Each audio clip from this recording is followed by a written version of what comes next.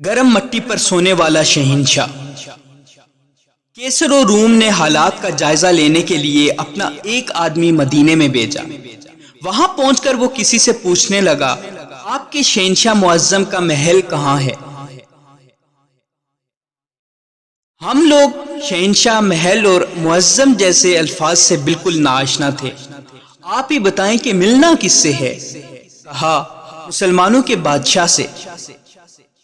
فرمایا، ہمارے ہاں بادشاہ کوئی نہیں، صرف ایک امیر ہوتا ہے جو ہمارے معاملات کا انتظام کرتا ہے، اس کا نام عمر ہے اور وہ محل میں نہیں رہتا بلکہ گارے کے ایک جھونپڑے میں رہتا ہے اور اس وقت کہیں مزدوری کر رہا ہوگا۔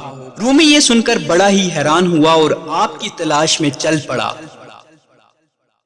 ذرا آگے جا کر دیکھا کہ عمر سر کے نیچے درہ رکھ کر مٹی پر سوئے ہوئے ہیں۔ یہ دیکھ کر کہنے لگا، کیا یہ ہے وہ عمر جس کی ہیبت سے دنیا کے فرما رواؤں کی نیند اڑ چکی ہے؟ اے عمر، تم نے انصاف کیا اور تمہیں گرم ریت پر بھی نیند آ گئی۔ ہمارے بادشاہ ظالم اور بد دیانت ہیں، اس لیے انہیں خوبصورت محلوں میں بھی نیند نہیں آتی۔ یہ سن کر بے ہوش ہو کر گر گئے۔ حضرت بہلول گزر رہے تھے، ایک بچے کو دیکھا، وہ کھڑا رو رہا تھا، دوسرے بچے اخروٹ سے کھیل رہے تھے۔ انہوں نے سمجھا کہ اس کے پاس اخروٹ نہیں، اس لیے رو رہا ہے، میں اس کو لے کر دیتا ہوں۔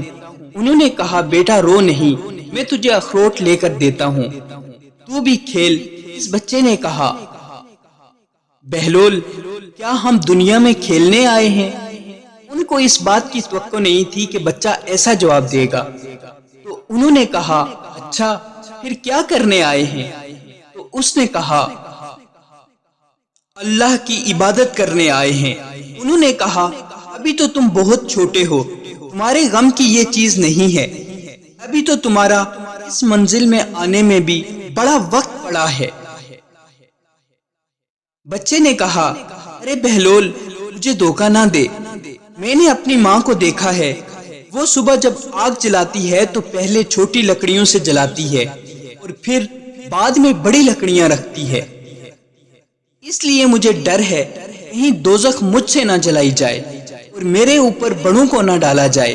یہ سن کر بہلول بے ہوش ہو کر گر گئے۔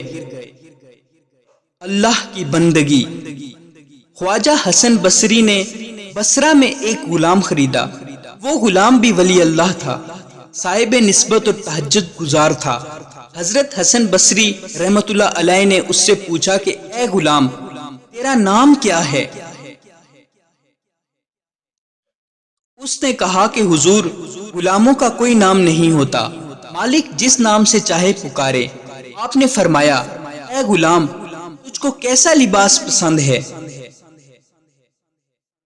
اس نے کہا کہ حضور، غلاموں کا کوئی لباس نہیں ہوتا، جو مالک پہنا دیں وہی اس کا لباس ہوتا ہے۔ پھر انہوں نے پوچھا کہ اے غلام، تو کیا کھانا پسند کرتا ہے؟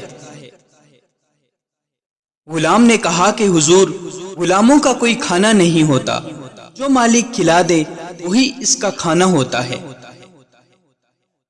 خواجہ حسن بصری چیخ مار کر بے ہوش ہو گئے۔ جب ہوش میں آئے تو فرمایا، اے غلام، میں تجھ کو آزاد کرتا ہوں، میں نے تجھے پیسے سے خریدا تھا مگر اب تجھ کو پیسہ نہیں دینا، میں تجھ کو مفت میں آزاد کرتا ہوں۔